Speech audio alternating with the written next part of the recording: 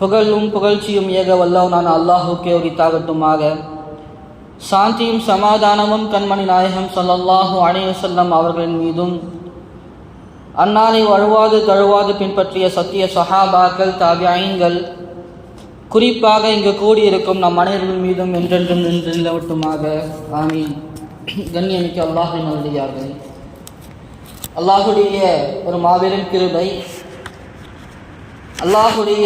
அல்லாஹுவால் கடமையாக்கப்பட்ட இந்த ஜும்ஆவுடைய தொழுகையை நிறைவேற்றுவதற்காக நாம் ஒன்று சேர்த்திருக்கிறோம். வழக்கமாக உலமாக்கள் இந்த ரபியுல் ஆஹிர் என்பதாக சொல்லக்கூடிய இந்த மாதங்களில் அதிகமாக இறைநேசர்களை பற்றி பேசுவது வழக்கமாக இருந்து கொண்டிருக்கிறது. காரணம், அந்த இறைநேசர்களுடைய தன்மைகள், அவர்கள் இடத்துல இருக்கக்கூடிய அமல்கள், நல்ல நல்ல குணங்கள், இதுவெல்லாம் அல்லாஹ் நம்மிடத்திலும் வருவதற்கான ஒரு வாய்ப்பாக இந்த நிகழ்வினை ஆக்கியிருக்கிறான். எனவேதான் எப்படி ரபியுல் அவ்வல் மாதத்திலே அதிகமாக நபி ஸல்லல்லாஹு அலைஹி வஸல்லம் அவர்களை பற்றி பேசப்படுகிறது, அவர்களுடைய புகழ் மாலைகள் பாடப்படுகிறதோ, அதே போன்றுதான் ரபியுல் ஆஹிர் மாதத்திலே இறை நேசர்கள் சம்பந்தமாக உலமாக்கள் உரையாற்றுவது வழக்கமாக இருந்து கொண்டிருக்கிறது. கண்ணியமிக்க அல்லாஹ்வின் நல்லடியார்களே, அல்லாஹுடைய நேசர்கள் அவர்களை பற்றி பேசுவதும் மிகப்பெரிய ஒரு அமலாக இருந்து கொண்டிருக்கிறது. அல்லாஹ் தஆலா தனது திருமறையிலே கூறி காட்டுவான், அலா இன்ன அவுலியா அல்லாஹி லா ஹவுஃபுன் அலைஹிம் வலா ஹும் யஹ்ஸனூன். அல்லாஹுடைய இறை நேசர்கள் இருக்கிறார்களே, லா ஹவுஃபுன் அலைஹிம், அவர்களுக்கு எந்த ஒரு அச்சமும் இல்லை, வலா ஹும் யஹ்ஸனூன், அவர்கள் எதை பற்றியும் கவலைகள் அற்றவர்களாக இருந்து கொண்டிருப்பார்கள். அவர்கள் குடிசையில் வாழ்ந்தாலும் சரி, மாளிகைகளில் வாழ்ந்தாலும் சரி, எந்த பதவிகளில் இருந்தாலும் சரி, எவ்வளோ பெரிய அந்தஸ்துகளில் இருந்தாலும் சரி, அவர்களிடத்திலே அல்லாஹுடைய நேசம் என்பது மிகைத்து கொண்டிருக்கும். நாம் எல்லாம் அறிந்திருப்போம், இந்தியாவை ஆண்ட மன்னர்கள் பல நபர்கள் இருந்தாலும் கூட ஷாஜஹான் என்பதாக ஒரு மன்னர் இருந்தார். அவருக்கென்று பல மகள்கள், பிள்ளைகள் இருந்தாலும் அவருடைய மூத்த மகள் ஜஹரானா என்பதாக சொல்லக்கூடிய ஒரு மிகப்பெரிய மூத்த மகள் அவர்கள் கட்டிடக்கலையிலும் மிக தேர்ச்சி பெற்ற நபராக இருந்தார்கள், மிகப்பெரிய கவிஞராக இருந்தார்கள், பெரிய பெரிய ஆளுமையாக இருந்த போதிலும் கூட அவர்கள் அல்லாஹுடைய இபாதத்தில் எந்த ஒரு குறையும் வைத்ததில்லை. அவர்கள் திருமணம் செய்து கொள்ளாமல் முழுக்க முழுக்க தங்களை அல்லாஹை வணங்கக்கூடிய விஷயத்திற்கென்று தங்களை துண்டித்தவர்களாக அதற்காகவே அவர்கள் ஆகிவிட்டார்கள். இன்றும் கூட நாம் ஆக்ரா சென்று அந்த கோட்டையை பார்த்தோம் என்று சொன்னால், அவர்களுக்கென்று ஒதுக்கப்பட்ட அந்த மாளிகையில் இருக்கக்கூடிய அறையை பார்த்து, அதில் இருக்கக்கூடிய கட்டிடக்கலையை பார்த்து நாம் எல்லாம் வியந்து போவோம். என்றாலும் கூட அவர்கள் இந்த மாளிகையில் வாழ்ந்த போதிலும் கூட அல்லாஹுடைய நேசம், அல்லாஹை வணங்கக்கூடிய விஷயத்திலே, அல்லாஹை பற்றி நினைவு கூறக்கூடிய விஷயத்திலே எந்த ஒரு குறையும் வைக்காத நபர்களாக அவர் வாழ்ந்து கொண்டிருந்தார்கள். அதே போன்று அவுரங்கசீப் ரஹிமஹுல்லா அவர்கள் கிட்டத்தட்ட 40 லட்சம் ஸ்கொயர் ஃபீட் இருக்கக்கூடிய நிலங்களை இந்தியாவில் ஆட்சி செய்த பெரிய மன்னர், 19 கோடி மக்களை ஆட்சி செய்த மிகப்பெரிய அரசர். அவ்வளோ பெரிய அரசராக இருந்த போதிலும் கூட, மாளிகைகளில் வாழ்ந்த போதிலும் கூட, இறை நேசத்தில் இறைவனை வணங்கக்கூடிய விஷயத்திலே எந்த ஒரு குறையும் வைக்காத நபர்களாக இருந்தார்கள்.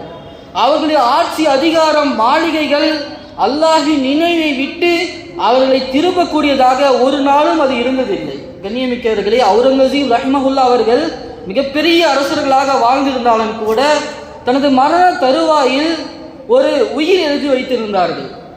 அதை தனது அடியாள்களிடத்திலே, அவர்களுடைய வேலையாளர்களிடத்திலே கொடுத்து வைத்திருந்தார்கள். அதிலே எழுதப்பட்டிருந்தது, நான் எனது கரத்தால் தொப்பிகளை தைத்து அதை விற்று வந்தேன், அதில் கிடைத்த லாபமாக 4 ரூபாய் 2 ஆனாக்கள், 4 ரூபாய் 2 ஆனாக்கள்.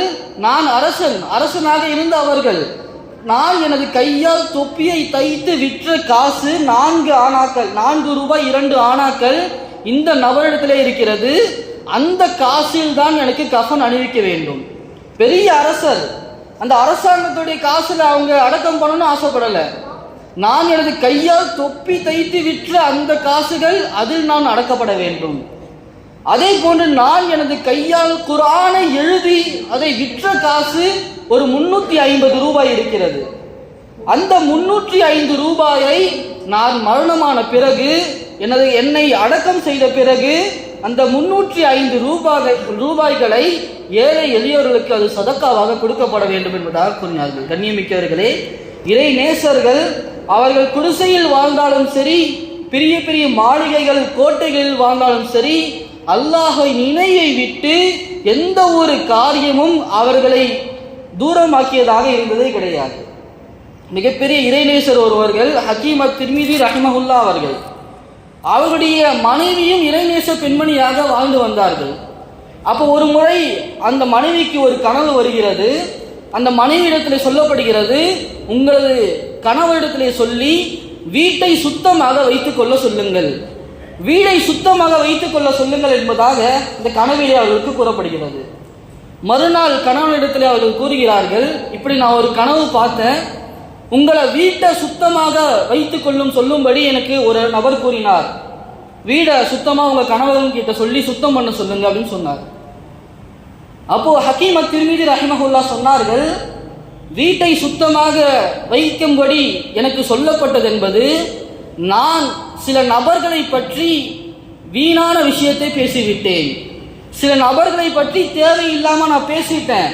அந்த தேவையில்லாத பேச்சுக்கள் சிந்தனைகள் எனது உள்ளத்திலே வரக்கூடாது, அல்லாஹுடைய சிந்தனைக்காக உனது உள்ளத்தை பரிசுத்தமாக வைத்துக்கொள் என்பதாக இஷாராவாக ஒரு அசையாக இது எனக்கு சொல்லப்பட்டிருக்கிறது என்பதாக அவர்கள் கூறி காட்டினார்கள். ஆக இறைநேசர்கள் அவருடைய உள்ளத்தில் முழுக்க முழுக்க முழுக்க அல்லாஹுடைய சிந்தனைகள் இருந்து கொண்டே இருக்கும். எந்த நிலை ஏற்பட்டாலும் சரி, லாபமோ நஷ்டமோ, எவ்வளவு பெரிய செல்வ செழிப்பான நிலைமை ஏற்பட்டாலும் சரி, எவ்வளவு பெரிய வறுமையான நிலை ஏற்பட்டாலும் சரி, அவர்களுடைய சிந்தனைகள் முழுக்க முழுக்க அல்லாஹின் பக்கமாக திரும்பியதாக இருந்து கொண்டு இருக்கும் என்பதாக உலமாக்கள் நமக்கு வழிகாட்டுகிறார்கள். கண்ணியமிக்கவர்களே, இப்படிப்பட்ட இறைநேசர்களுக்கு அல்லாஹு தாலா இந்த உலகத்திலும் சரி மறுமையிலும் சரி பல்வேறு சுப செய்திகளை வைத்திருக்கிறார். அல்லாஹு தாலா கூறுவதாக நபி ஸல்லல்லாஹு அலைஹி வஸல்லம் அவர்கள் கூறுவார்கள், அல்லாஹ் இப்படி கூறுகிறான், யார் எனது நேசரை எனது வலியை நோவினை செய்வாரோ, அது பேச்சுக்கள் மூலமாக இருக்கலாம், செயல்கள் மூலமாக இருக்கலாம்,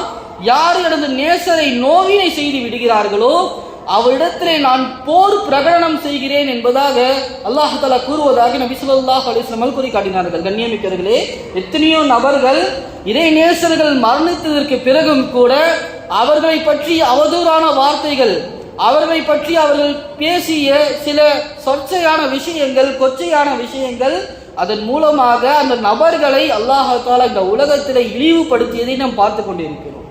இறை நேசர்களை நாம் வார்த்தையாலும் கூட அவர்கள் மரணத்திற்கு பிறகும் கூட தவறாக பேசுவதற்கு நமக்கு அனுமதி கிடையாது. கண்ணியமிக்கவர்களே, அப்படிப்பட்ட இறை நேசர்களுடைய சகவாசம் நமக்கு அவசியம்.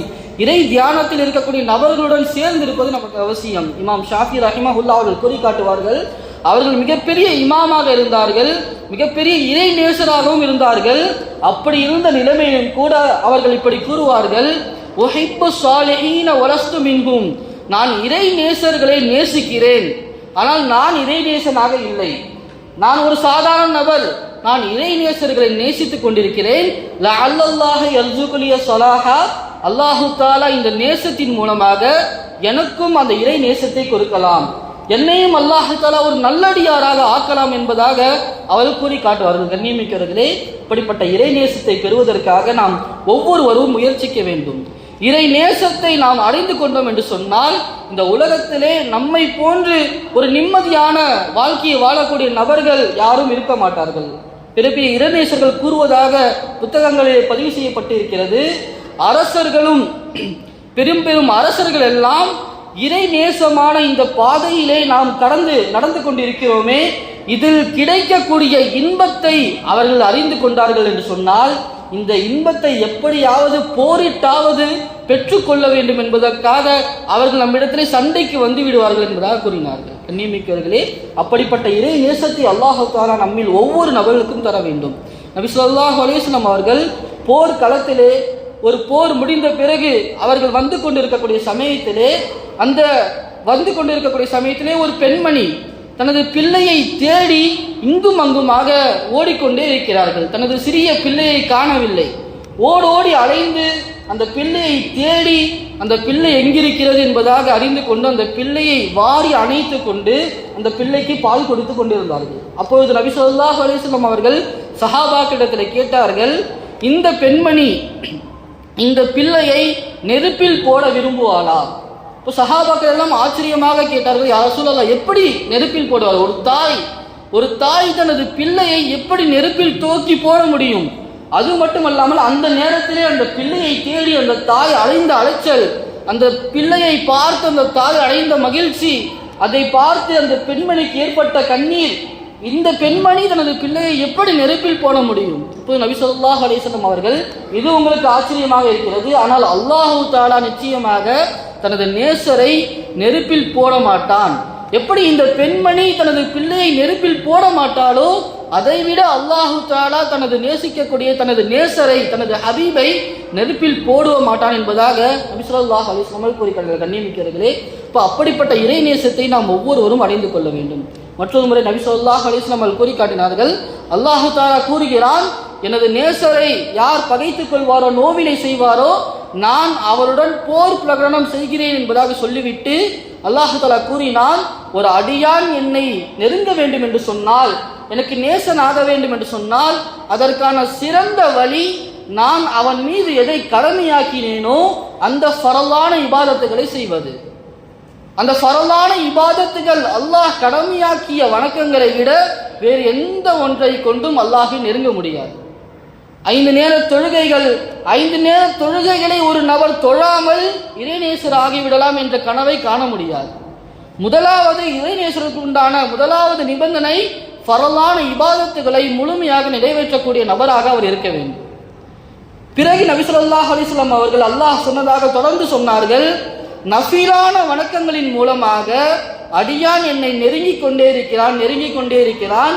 எந்த அளவுக்கு என்னை நெருங்கி விடுகிறான் என்று சொன்னால், நான் அவன் பார்க்கக்கூடிய பார்வையாக மாறிவிடுகிறேன், நான் அவன் கேட்கக்கூடிய செவியாக மாறிவிடுகிறேன், நான் அவன் நடக்கக்கூடிய காலாக மாறிவிடுகிறேன். உலமாக்கள் இந்த ஹதீஸுடைய விளக்கத்திலே கூறுவார்கள், அல்லாஹ் பார்வையாக மாறிவிடுவது என்பது அப்படி என்றால் கருத்து என்ன? அந்த பார்வையின் மூலமாக தவறான பார்வையை அந்த மனிதர் பார்க்க மாட்டார். அந்த கால்களின் மூலமாக தவறான பாவத்திற்காக நடந்து செல்லக்கூடிய நபராக அவர் இருக்க மாட்டார். தனது கரத்தின் மூலமாக எந்த ஒரு பாவமான அல்லாஹுக்கு பிடிக்காத செயலை அவர் செய்ய மாட்டார். இப்போ இப்படிப்பட்ட பாக்கியம் நாம் பெற வேண்டும். அதற்கு நபி ஸல்லல்லாஹு அலைஹி வஸல்லம் அவர்கள் அல்லாஹ் கூறிய வழி நஃபிலான இபாதத்துகள், அதிகமாக நஃபிலான வணக்கங்களில் நாம் ஈடுபட வேண்டும். அது தொழுகையாக இருக்கலாம், நோன்பாக இருக்கலாம், சதக்காகளாக இருக்கலாம்.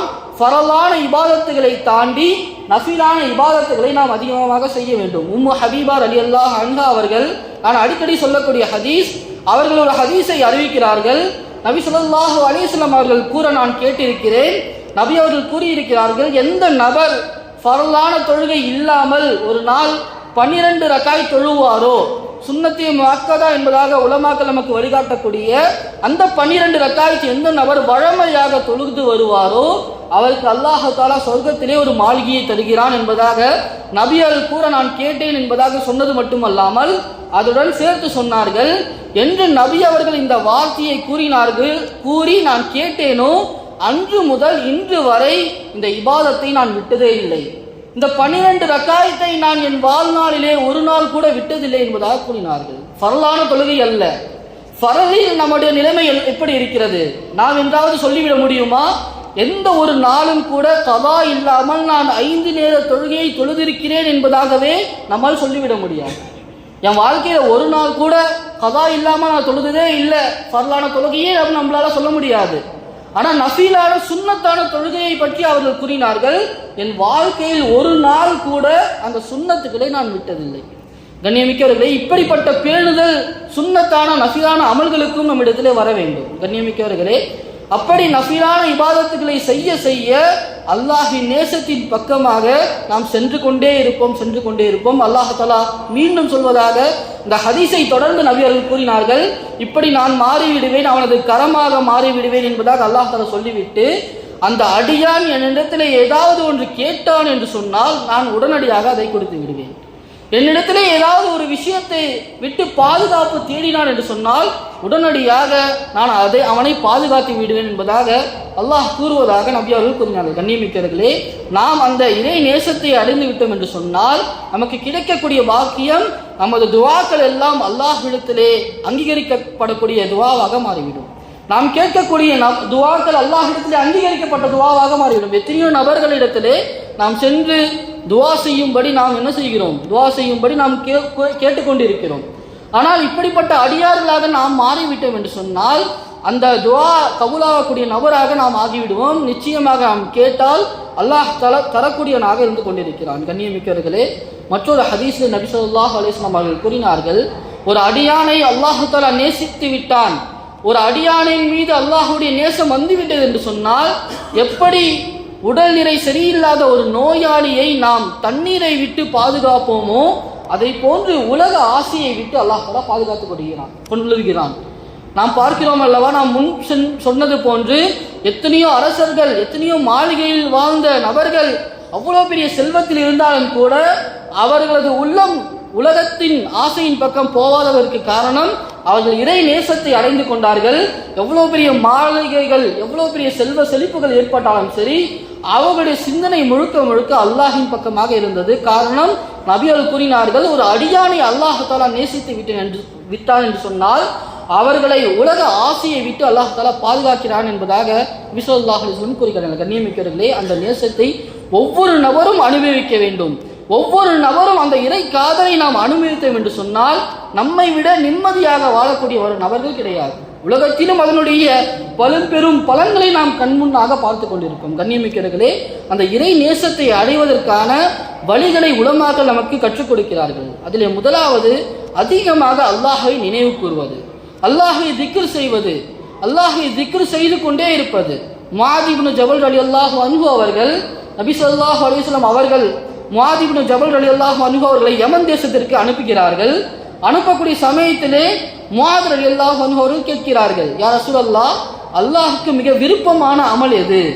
எந்த அமலை செய்தால் நான் அல்லாஹை நெருங்க முடியும் என்பதாக கேட்கக்கூடிய சமயத்திலே நபி ஸல்லல்லாஹு அலைஹி வஸல்லம் அவர்கள் கூறினார்கள், நீங்கள் மரணிக்கக்கூடிய சமயத்திலே உங்களது நாவு அல்லாஹுடைய திக்ரில் நனைந்திருப்பது.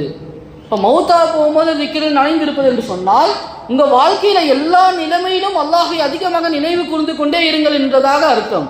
எல்லா நிலைமையிலும் அல்லாஹை நினைவு கூர்ந்து கொண்டே இருந்தால் மவுத் எப்போ வரும் தெரியாது. நம்ம அல்லாஹை திக்ரு செய்து கொண்டே இருக்க இருக்க இருக்க மவுத்து வந்தாலும் அந்த நிலைமை எப்படி தான் இருப்போம்? எப்படி வாழ்றோமோ அப்படிதான் மவுத்தும் நமக்கு வரும். அப்போ அல்லாஹை நினைவு கூர்ந்த நிலைமையில் எல்லா நிலைமையிலும் நீங்கள் இருங்கள் என்பதாக நபி அவர்கள் சொல்லும் விதமாக நீங்கள் மௌத்தாக போகும்போது கூட உங்களது நாவு எப்படி இருக்க வேண்டும்? அல்லாஹை திக்ரில் நனைந்ததாக இருக்க வேண்டும் என்பதாக கூறி காட்டினார்கள். அல்லாஹு தஆலா அப்படிப்பட்ட பாக்கியத்தை நம் அனைவருக்கும் தருவானாக. ஒவ்வொரு நிலைமையிலும் அல்லாஹை நினைவு கூறக்கூடிய பாக்கியத்தை அல்லாஹ் நமக்கு தருவானாக. அல்லாஹு தஆலா தனது இறை நேசர்களை பற்றி திருக்குர்ஆனிலே கூறுவான், அல்லதீன யذ்குரூனல்லாஹ கியாமன் வ குஊதன் வ அலா ஜுனூபிஹிம். எல்லா நிலைமையிலும் அல்லாஹ்வுடைய திக்ர், நின்றாலும் சரி, அமர்ந்தாலும் சரி, படுத்திருந்தாலும் சரி, எல்லா நிலைமையிலும் அல்லாஹை திக்ர் செய்யக்கூடிய நபர்களாக இறை நேசர்கள் இருப்பார்கள் என்பதாக அல்லாஹ் நமக்கு கூறி காட்டினார். கண்ணியமிக்கவர்களே, இப்படிப்பட்ட பாக்கியத்தை நாம் அடைய வேண்டும். சஹாபாக்கள் எல்லாம் திக்ரிலே அதிகமாக திக்ர்களை செய்து கொண்டே இருப்பார்கள். ஜுவைரியா ரலியல்லாஹு அன்ஹா அவர்களை பற்றி வரக்கூடிய ஹதீஸ், நபி ஸல்லல்லாஹு அலைஹி வஸல்லம் அவர்கள் ஃபஜ்ர் தொழுது விட்டு வந்து பார்க்கிறார்கள். அவர்கள் ஜுவைரியா ரலியல்லாஹு அன்ஹா அவர்கள் தொழுது முடித்து விட்டு உட்கார்ந்து திக்ர் செய்து கொண்டே இருக்கிறார்கள். கற்களை வைத்து திக்ர் செய்து கொண்டே இருக்கிறார்கள். பிறகு நபி அவர்கள் வெளியே செல்கிறார்கள்.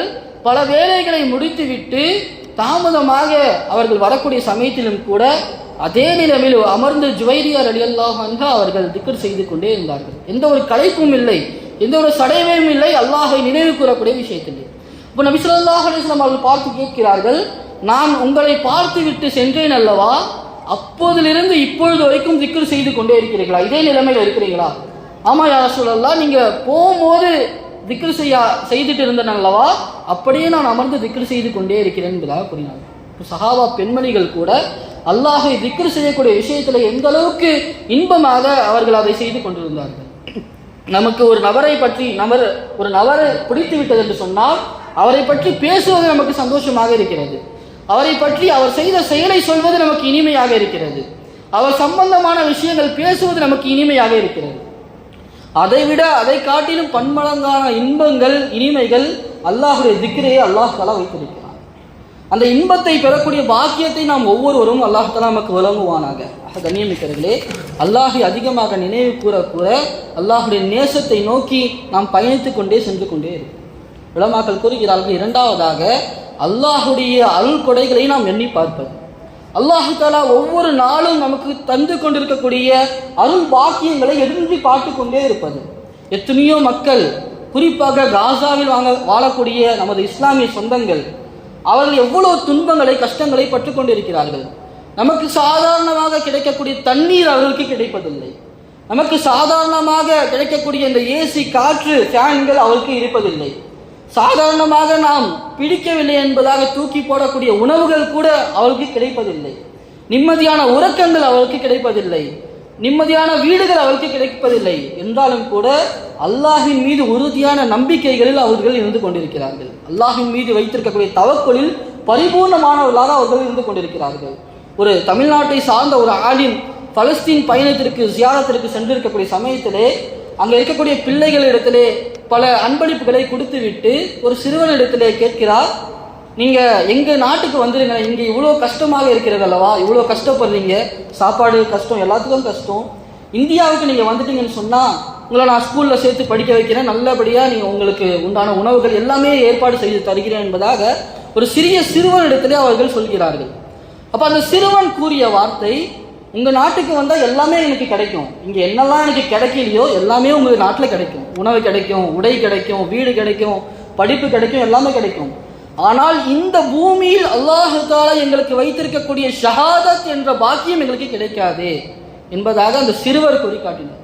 நியமிக்கவர்களே, அப்படிப்பட்ட துன்பங்களை அனுபவிக்கக்கூடிய மக்கள் அல்லாஹின் மீது உறுதியான நம்பிக்கையில் இருந்து கொண்டிருக்கிறார்கள்.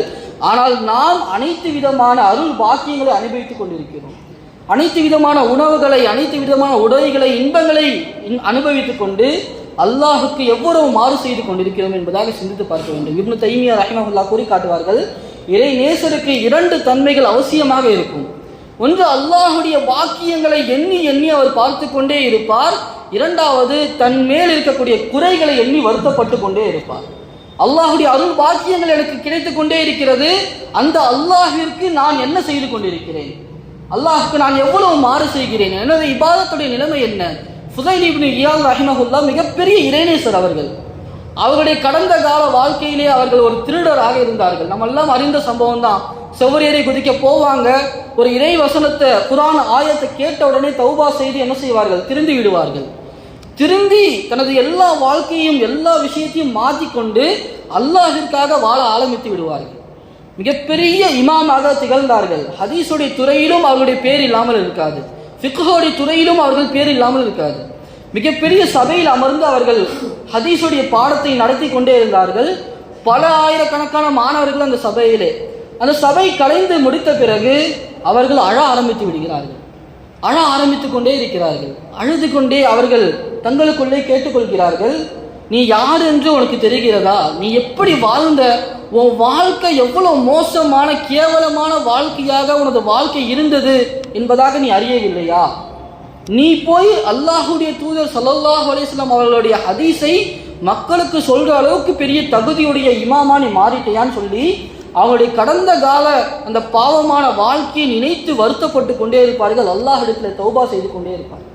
இப்போ அல்லாஹுடைய உபகாரங்கள், ஒவ்வொரு நாளும் எத்தனை உபகாரங்களை நாம் சாதாரணமாக இதுவெல்லாம் அல்லாஹுடைய நியமத் என்றே விளங்காமல் நாம் அனுபவித்துக் கொண்டே இருக்கிறோம். அதே போன்று நாம் செய்யக்கூடிய எத்தனையோ பாவங்கள், இதுவெல்லாம் பாவம், இதற்கு தௌபா செய்ய வேண்டும் என்பதாக உணர்ச்சி கூட இல்லாமல் சர்வசாதாரணமாக கடந்து சென்று கொண்டே இருக்கிறோம். கண்ணியமிக்கவர்களே, நம் இடத்திலே அல்லாஹுடைய நியமத்தை எண்ணி பார்த்து அதற்கு அல்லாஹுக்கு நன்றி செலுத்தக்கூடிய பழக்கமும் அந்த தன்மையும் நமது வாழ்க்கையில் நடந்த ஒவ்வொரு பாவத்தை எண்ணி எண்ணி தௌபா செய்யக்கூடிய அந்த பக்குவமும் நம்ம இடத்தில் ஏற்பட வேண்டும்.